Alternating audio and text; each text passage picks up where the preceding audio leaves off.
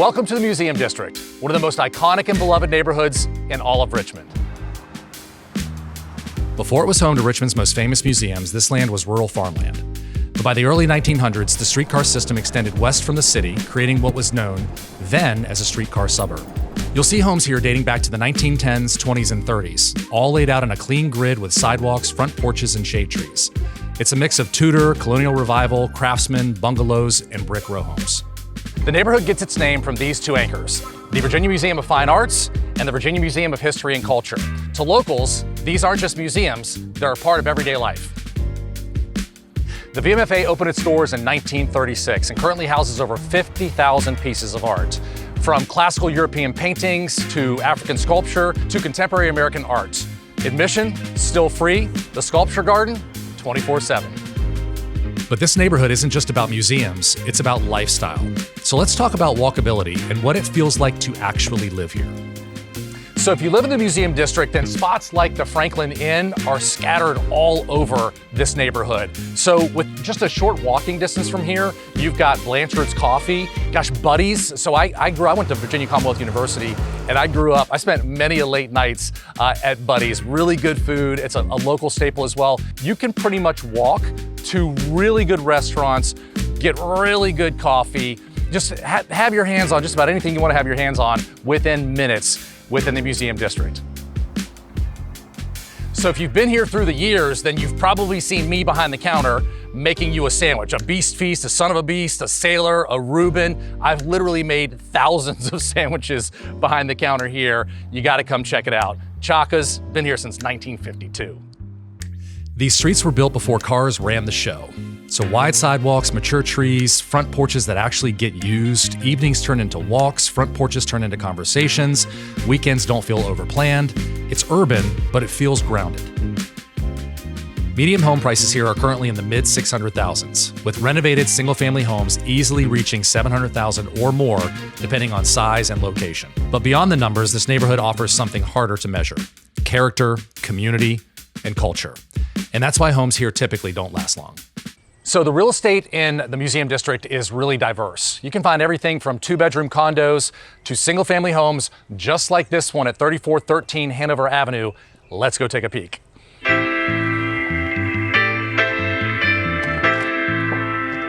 So I love this house, and I think you're going to as well. So as you walk in, first of all, a large, really welcoming foyer, but they've got this set up and staged really well as you kind of walk in. First of all, tons of natural light, and if you take a peek at this fireplace here, this is like hand-painted porcelain. It's absolutely gorgeous. They've got this set up as a dining room, lots of tall windows, natural light coming in. I love the way that they set it up. Like, it just feels really homey as soon as you walk in here. So as we move into the living room, now this works really well as a living room because the current owner has gone through, and you'll see as we kind of walk through here, has gone to great lengths with all of these custom cabinets. So imagine and this is like a library. So imagine just like hanging out in this room, sipping on a cup of tea, cup of coffee, drinking a book in front of your gas fireplace. Another great addition and upgrade to this house.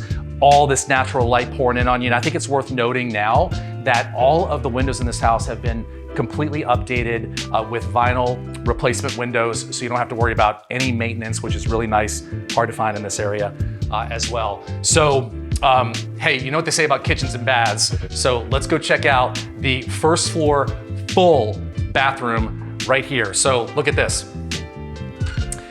So I love, again, you don't see things like this very often, and a walk-in shower. Obviously completely updated on the first floor to have a full bathroom. You don't see this very often in this price range as well. So I love that. Now, get ready because it's probably my favorite part or second favorite part of the tour. So here we go. Look at this kitchen. So completely renovated. And if you've ever renovated a kitchen, this cost a lot of money. So you've got beautiful quartz countertops. You've got a 5-burner gas stove, custom, really tall cabinets, and tons of cabinet space. And I love that you've got your built-in spice rack. You've got your pot rack right here. So, there's just, you've got a ton of storage, and you'll never be at a lack of storage. You got a cutting board, custom built into your sink right here. So, and again, check out this little alcove window. This also just a really nice feature. So it's just the window is like not right there in your face. So hang tight, because this is, I'm like a toss up between first and second with the backyard and this kitchen. We're gonna check out the backyard next.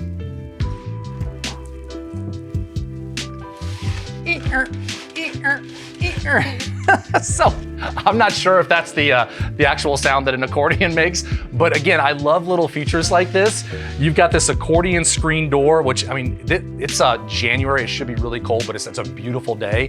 So if you just want to leave the door open and not have any little bugs come in or anything, this is a really nice feature. But here's probably, again, there's a toss up between the kitchen and this backyard. Check out the size of this deck. So first of all, you've got Trex decking, so this is pretty much indestructible, but you could, my gosh, you could probably get, I don't know, 20, 25 people hanging out on this deck. I mean, if you can, I hope the camera gives you an idea of how big this actually is, and you're overlooking this beautiful, it's almost like a botanical garden. So somebody clearly spent a lot of money, a lot of time, a lot of love putting this together. I would imagine this thing just pops, and it's manicured, but I would imagine it just pops in the spring and summertime. I see a big rosemary bush over here that's gotta be, you know, at least a decade old.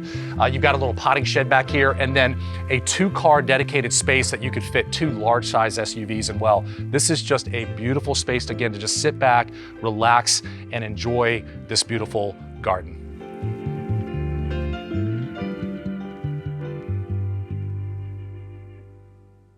Oftentimes, when you're looking at these museum district homes, the upstairs just doesn't match the downstairs. Well, I would argue that this one does. So I want to point out there's some really special things about this primary bathroom on the 2nd floor. So check this out. So first of all, look at this door.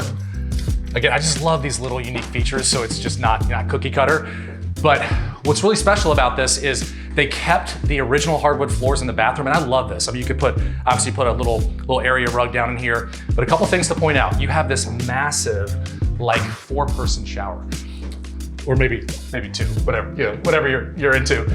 But you've got a rain shower, multiple heads here. I mean, this is a big shower. And then behind you, you've got these all these custom built-ins.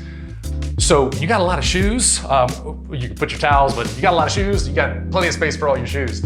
Obviously, custom sink here. You've got stackable washer and dryer, so upstairs as well, so you're not running down into the basement. So oftentimes in these museum district homes, you got to run all the way down to the basement to do your laundry. Those dark, scary basements, not so here. The owner put those on the 2nd floor. And then this is a really nice feature that you don't see. Typically these things in a lot of houses, they're not usable. This is usable. So you've got this outdoor, upper deck. Let's go take a peek at the 3 bedrooms. So the first one, what I really appreciate about these bedrooms is they're a decent size. So oftentimes you'll see like 2 decent sized bedrooms in a 3-bedroom home, and then like a little teeny tiny bedroom. So it's got a closet. I'll open that up for you. And again, lots of natural light coming in through these tall windows. So let's take a peek at the bedroom number 2. Again, really nice size bedroom. You've got a closet over here as well. Lots of natural light coming in through the front. Beautiful original hardwood floors. And I got a special treat for you with the primary bedroom. Let's check that out. So what you might notice in here, again, you've got custom built-ins, so you can put, shoes and all your things over there.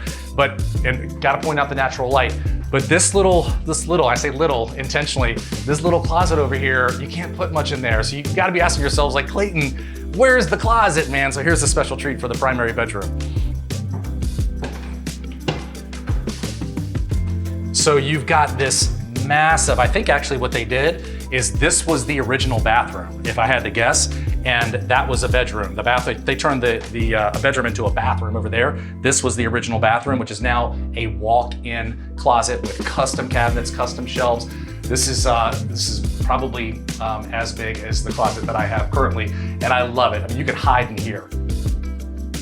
So whether you're an art lover, a front porch sitter, or just someone looking for a place with real soul, the Museum District just might be the place for you.